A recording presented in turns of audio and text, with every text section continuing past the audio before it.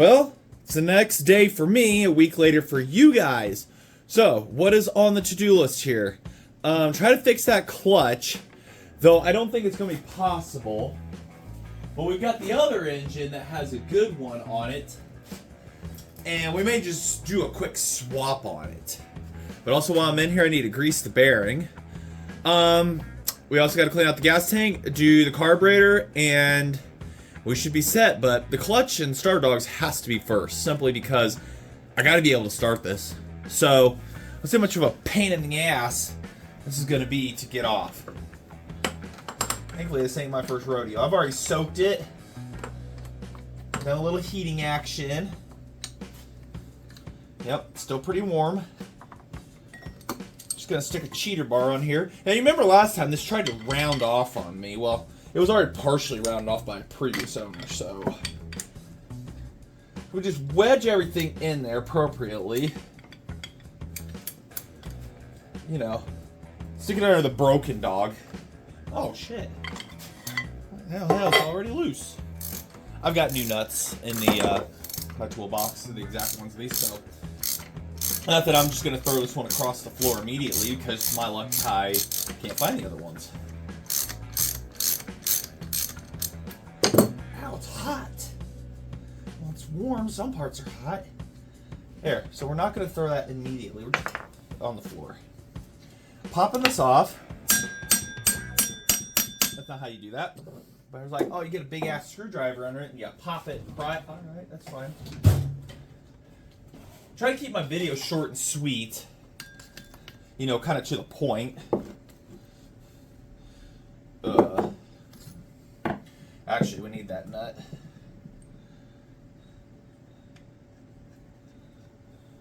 Usually there's a special design puller for these. I don't have that. I don't have that luxury. Still fighting a chest congestion, as you can hear. So that's why I'm having to do that.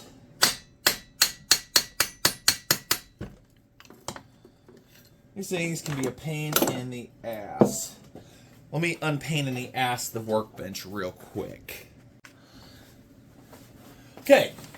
I can't remember what angles I used to do this at. So, heat, and then I put a bunch of spray down inside of it, because there's a keyway on this. I don't know why McCulloch still did that.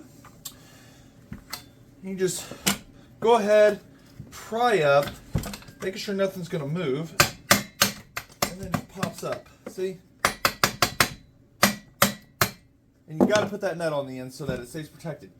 The nut is stuck like hell now. There we go. And I don't think I'm going to be reusing that one. And now we're just very lightly tap the end. It's not going to hurt it. Just lightly tap, because this assembly is probably hotter than hell. So you put gloves on and get it off. There you go. End of the crank's warm, but that's fine. It's fine. So we've got that off successfully. Should go toss it in the snow to cool it off, but I'm not going to do that. You guys are all still here seeing. Let's get you up here where I can see, where you can see where I'm seeing. You know, hotter than hell. All right, there we go. One clutch. That can be saved. You know, the rivets. That rivet is all bent to frick and everything. It was not a good idea. It wasn't. I understand where they were getting at for right side starts, but it wasn't. And this drum needs completely cleaned out. I need to warm up the ultrasonic, which I changed the fluid in finally. Like 10 minutes ago. Alright, well, that one was easy to get off. We're going to go ahead and do that exact same process to the locked up one. And I'll report back, and we'll compare which clutches and which are what and everything. I want you here all for the struggle on this locked up one. So, the rivets are different. This has been replaced before because it has a hand press rivet. This one is original because it is flatter. So the other clutch has definitely had both of them replaced at one point. So we're going to see how locked up this engine is for me to make my life easier. Ah, there we go. It is perfectly locked up. And that is exactly not how I really want things. I mean, we're going to dig into it until we can unlock it one day. We're going to tear it down and put it in the press and wait for something to go boom. You know, 12 tons on it. If 12 tons isn't going to free it, well, it goes in the trash. We'll try to save what we can. So, this is a good nut. We're going to reuse that one. I'm going to stick this old piece of shit one on here. Let's see here. Let's heat it up. Heat the clutch up. You know, just expand it a little bit, not too much. Say this is the junk one. Junk's all good clutch.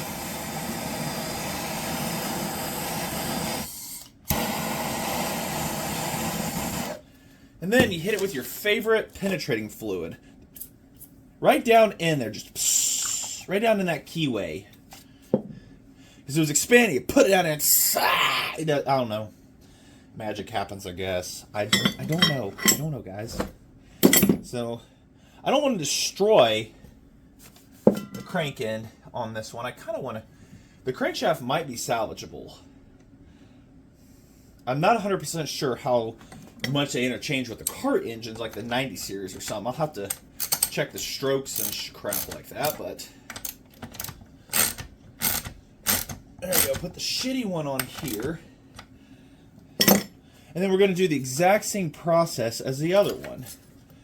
We're going to pry it up, down, or something. I can't remember even how I had it. And this one got spikes on it to stab you in the stomach. This one looks like it was hardly used. Like, the paint is everywhere on it. What? Some ding dong probably. There we go. She's up. See that? Perfect. Save your nuts. Jeez. I've lost my sanity here. So, now, this nut, officially, I don't know, I might use it again. Oh, come on. Come on. Oh, wait, hold on. Ow, that's hotter than hell. Wait, if that other one slid up, then the key was missing in it. Holy shit, crap. Ow, hot. Yeah, the key was missing in that one. Let me take a look. They never put the key. Oh, no, the key is in it. It just slid weird. Okay. But now we're going to have an extra key, so when I lose that one, I will be good. And like I've shown you all before how I take the keys out on the last video, we just take our screwdriver and tippity-tap it out. Now, this one has all, I mean, this one is 100% factory. It even has a little retainer thing on the inside of it to space the clutch out, like a spring thing. Get out of there, you devil thing. We're almost there. Gonna be a pain in my ass, aren't you? There we go. You go flying across the room at this point. I just don't care. I just don't care. I know there's gonna be a lot of editing in this one.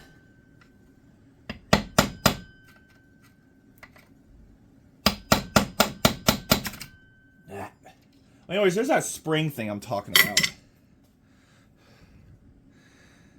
This one is low hour. It appears to be low hour. It has so much paint on it, but it's corroded. So somebody probably straight gassed the hell out of it. And that's what happened to its fate.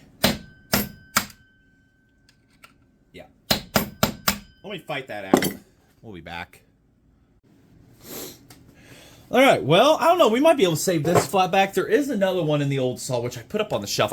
There's no point in pulling that clutch bell off. I took 3 seconds to think about them. I'm like, I don't need that part. The one I have is in better shape. So, last video, we sprayed it all down. We did everything. Oh, and the throttle linkage is, the butterfly's frozen. That's just like that governor crap setup that's moving. But, oh, hey, that freed up. Look at that. Yay. So, I don't know if this one's going to be salvageable to use for this. Like I say, there's a flat back on the other one that is in really, really shiny condition, and this one is in really, really just let me die condition. So we're going to yank that out real quick, and we'll look inside them. So I've been working quite a while now. Carburetor is rebuilt that I'm going to use. Yeah, I'm not going to touch that flatback bullshit. Gotta get the jets back in and stuff. But while I'm yammering on the jets and everything, if anybody has ever watched the channel, knows anything about McCulloch's, and is staring at the top of this fuel tank and what I just pulled out of it. The spring's to the side, so that's there. You notice how big the filter is in this. Yeah, that is what came out of this. The tank top I've determined is not the correct one for this. Converting to a top one, I'd have to plug the bottom, and that's not worth my time to do. On this saw, at least. But yeah, I got to looking in there. I'm like, because I'm rinsing it out with kerosene right now, you know, with the giant forbidden delicious straw. There we go. It's adjusted back, or it's a starting point. So I'm going to have to do my old Scotch-Brite trick that I did on the 55 behind me. I gotta go into the house now. Yeah, because the fuel pulls through this. This wick isn't just a filter. It is a pickup for when you turn the saw sideways. So somebody half-assed the entire process back in the day to do this, to make it work. Thank you, whoever did that. There is another fuel tank up there, though. It's maybe the bottom's been changed on this. I don't know, because it's got the top, you know, ideal setup that you want, and I just, oh my god, we're gonna stick with the bottom. I don't know. I'm not seeing any. Oh yeah, there's witness marks of this being taken off, but the other bolts and shit, I don't see anything, any marks. So I have no idea. But anyways, that's what we're doing right now. Is now we got to replace that. The top one would be ideal, but like I say, I don't know. I don't know, everybody. So, all right, this is somebody put the pain in the ass setup on or something, or whatever, dingbats. Like I said, I'd have to tear it all apart and plug it up. I could plug it with a bunch of JB Weld and stuff, but that only holds so long. So, alrighty. Or solder it closed, you know, that would be the ideal setup to do and everything, but I don't, like I say, I'm not going to put all that time into this. My solution to this stupid-ass problem that somebody created. So now we get to fit it all inside here. Put it over the stupid hole. There we go. Over that. We have to stick this thingamajig right over the top, you know, like so. And we have to take our massive spring. I have that upside down like an idiot.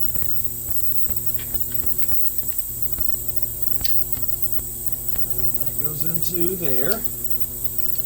The circular part is what holds it. Well, so this is a wick slash filter. Probably one of the most common problems you will have with these, why you can't pull enough fuel from this style of a tank, is because of that setup right there. There, it's snug, I guess. And the spring you just press down and it just pushes up against the top of the tank. And it just keeps spring pressure, just like that. See, it just fits in there like that, and you call it a day. That's literally it. Nothing to it. Alright, well that's fixed. Now let's see the flow out of this thing. Should be like 98% better. We'll dump all this nasty shit back in and try it again. Oh yeah. You guys can't see it, but I'm getting sufficient flow. So, much better. Now we have fuel delivery. I gotta get cleaned up here. And sometime later, a little over an hour, carburetor's in, the clutch is on, grease the bearing, got it packed in good. Side, the starter's on the side. That come off another 176 I was supposed to put together, and it turned into a test engine. And what's a 176 without its full black wrap? So I put that on there too. Other than that, it's complete. Everything is functioning as it should be. It looks like function, I should say. So throttle, everything closes properly and stuff. Let's hope for the best here. I'm gonna turn on the ventilation just in case. Run it on the bench more than 2 minutes. I guess you all need to be also put into a different stand because we all know from experience on the bench that it vibrates like hell. Let's see how much of a struggle this is gonna be. I wouldn't think any. Put that there under you guys. On top of cardboard.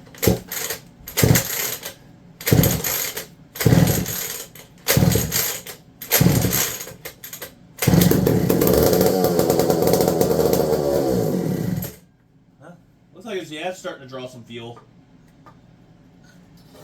Got the bottle feeder.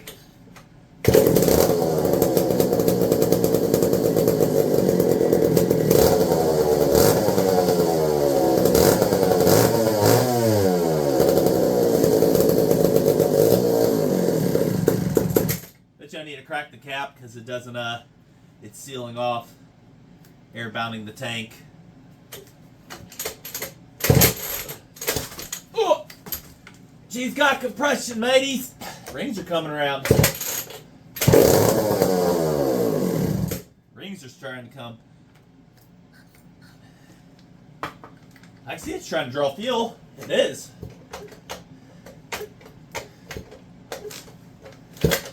Is our starter trying to say something?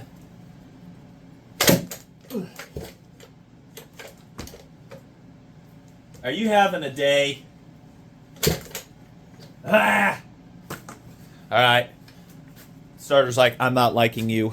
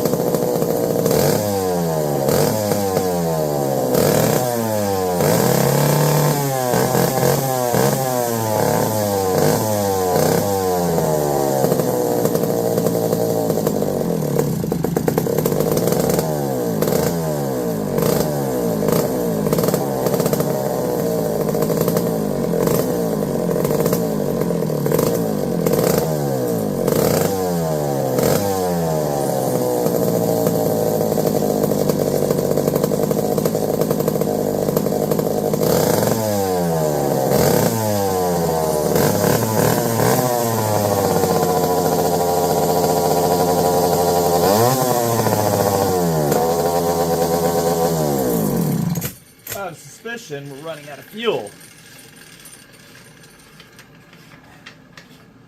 I am correct. We are out. Okay, so it's smoky as hell in here. I'll explain. So there was an adapter here I had on in between, and it wasn't quite sealing right.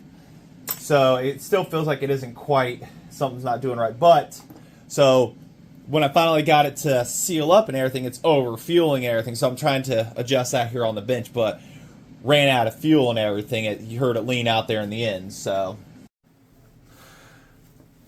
It's a week later. Alright, so what it was, issues I was having. I don't know where I left off on that last video, by the way. I still had an air leak between the intake and the carburetor, despite using seal oil on the gasket and stuff. It runs rich at idles. It was running rich, but when you rev it up, it would lean out real bad. So I was still getting an air leak somewhere, and that was where it was detecting it to be. So we're hoping to get a cut out of this. As you can see, there's no chain on it yet. I tore the carb off, flattened the intake surface. I filed it flat, and the carburetor, which neither one of them. I've talked about this in the past, about parts warping over time and stuff like that. So filed them flat, cleaned, brand new gasket between them. I also modified a couple wrenches, if I can find where I put them. Here we go. So my problem I was having was 7/16 wrenches. When you get into this bolt over here, they don't intertwine real well. You can't get one in there to turn very well. You can get, if you grind on them, you can get in there. I'm not grinding on my Craftsman's, especially this one. This was my grandfather's. You can see it has the V on it, so I'm not grinding on that. But on Amazon, you can get 7/16 wrenches for super cheap. So this one, I ground it down on this side to thin it out to be able to get in to back here perfectly. And then this one, I ground it down so as you rotate it, you're going to have to rotate it around. This one can get over here and go and get a full swing like you need to get to the carb, because the carb's going to block it. You can rotate it around also to get another swing, turn, rotate the wrench. I know these are supposed to be directional and you go one way. Clearanced it for the tank. Didn't really work so well, but still clearanced it if I can get a swing in there. So clearance for the tank and everything. So I can tighten this one efficiently now. So these are, like I say, specialty wrenches now. Just toss them over there. So I've got that properly tightened down. I made sure the gasket was good height-wise and everything, and that the carburetor, when you tighten them, they have a tendency to want to slip up. So I made sure that did not happen this time. The gasket confirms that and everything. So it should all be good, hopefully. I've got fresh 32-to-1 inside of it. That was another thing last week. I had to order more oil and everything and whatnot. But get the ventilation system turned on here. Let's hope that she's going to run decently and idle for us. I mean, idle, and I can rev it up and it doesn't want to lean out. If it does, then it's got another gasket problem somewhere else, and I will call that successful for a saw like this that was absolutely unloved and neglected. You know, it's sometimes it's an awesome saw, but it's not something I'm going to use every day. It's just the fact getting it back to life is the biggest thing for me, knowing that how tough is a McCulloch, you know. I mean, yeah, you can destroy them easily, but if you really wanted to, you know, but this one, neglected for all these years, and to run, you know, that's pretty good. I was very surprised at some of the features on it, but, so, all right, let's go ahead. Let's get her fired up here. I got to clear a couple things around, and we will see if this is actually going to fire up and run for us. If it runs properly, then I will slap a bar and chain on it, and we will go make a couple cuts with it. And maybe it'll surprise me and everything. So, let me get set up here.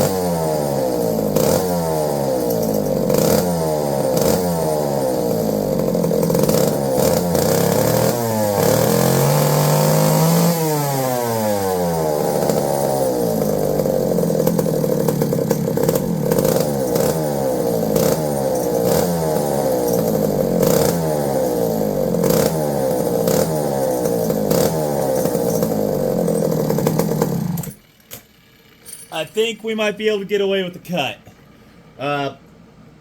The carburetor's not metering. Sorry, I'm yelling. Take the earmuffs off. The carburetor needle and valve is original to this carburetor.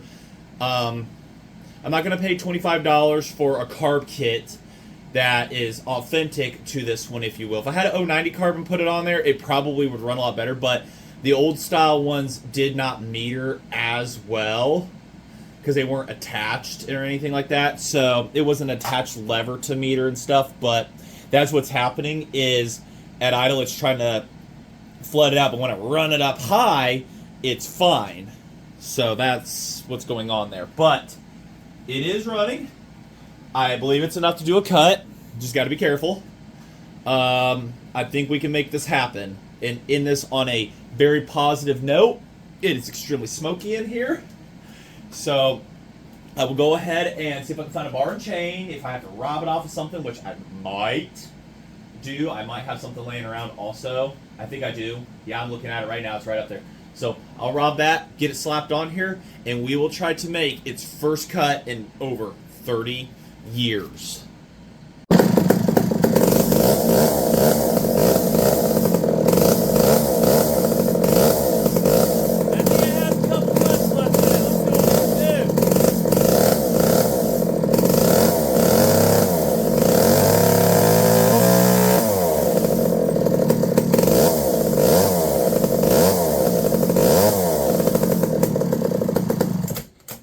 Needle and seat are not wanting to do too much needle and seat stuff while it sits here. It wants to slowly pass it out of the carb. So, we'll see how these cuts go. Let's see what we got here.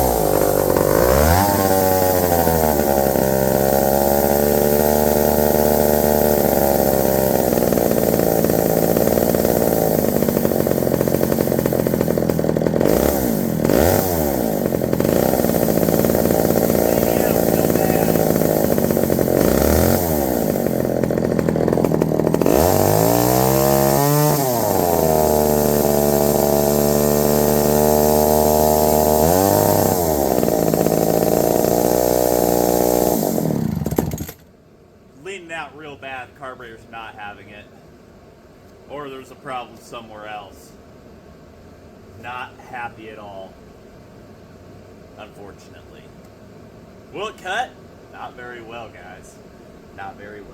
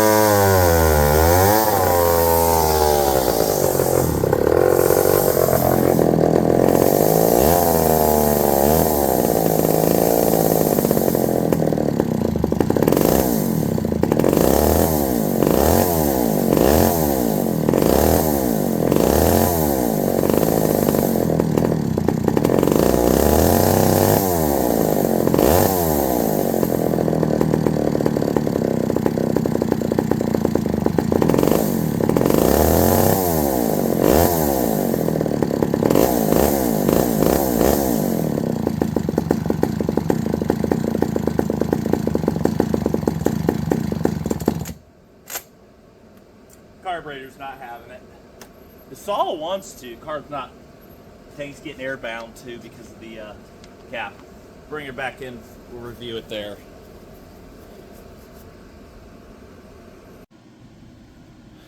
So the question of this two video series here. One, can something like this with just compression be saved? Yes. There is always potential in something like this. In this case, it has, when I got it, remember I got this for nothing. It had compression, engine was free up obviously. Restored spark, started it with a drill, and now here we're on part two. Now, will it run? Yes. Will it cut? Half-ass. This saw has a lot of potential in it. You go through new seals, new gaskets and everything, and probably a better carburetor in general. This one is just, if you get the proper kit for it, it could more or less, it could be saved. It's leaning out on the top end is what's happening, and it's just not enough to get it to keep going. It'll spin, but it's not enough. So that's what the problem is this carburetor is just not having it on top end. It isn't metering properly. Down low, it's dumping fuel into it. You hit the gas, it just isn't. So that's what the problem is. That's 93 octane and 32-1 cloth. So it's not a octane problem or something now. I'm pretty sure somebody will say something about that.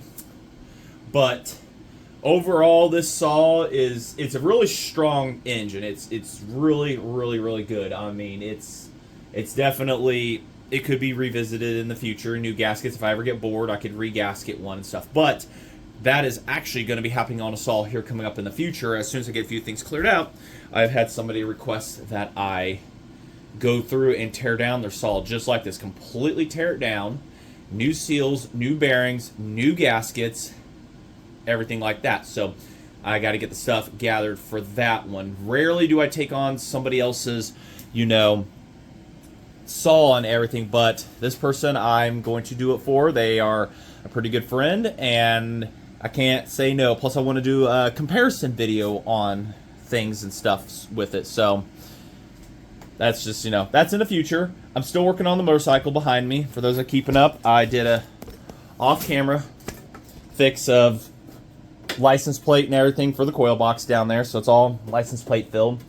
Gas tank is on my to-do list. I got to get it strapped up and to something and just sit there and rotate for, an hour or so. But that was all off camera. That was just something I wanted to do last weekend after I worked on this one. But anyways, I'm rambling, and we're going to go ahead and finish this video. Can it be saved? Yes. Is there a ton of more potential in it? Absolutely. And whatnot. So, maybe if I'll go stack up on 090 carbs or something like that and slap them on. Those can be a hit or miss too, but I've had great success with some of them. And I've got some saws that run them just freaking fantastic. It's amazing. So, you know, saws that you look at. Like I say, I'm still gathering stuff for the 180 to my left and everything. I kind of want to do that, have it done and everything on that one. But, you know, is what it is on that. We'll get to that when we get to that. So, still working on the bike. I want to continue the series on that. I want it to be ready to ride. Spring is right around the corner and everything. So, anyways, rambling. Just want to say thanks for watching. And if you like this content, you know, it's encouragement. Get out there, get the tools in your hands, modify some tools to get things to work. You know, get out there, get dirty. Any questions? You know where I'm at. I enjoy the comments and everything, the positive ones and stuff like that and whatnot. I had somebody ask me about my motorcycle to my left and everything and whatnot when I did my Suzuki series last year and everything. So, but hopefully we got a whole nother year here of continuously doing content. I have another experimental intake. I've got done 3D printing, and we're probably going to pull down the other motor up there to run it on at some point in the near future. So, lots to do, little time it seems like anymore. But, I'm rambling. Thanks for watching. Like, comment, subscribe. Please consider those things.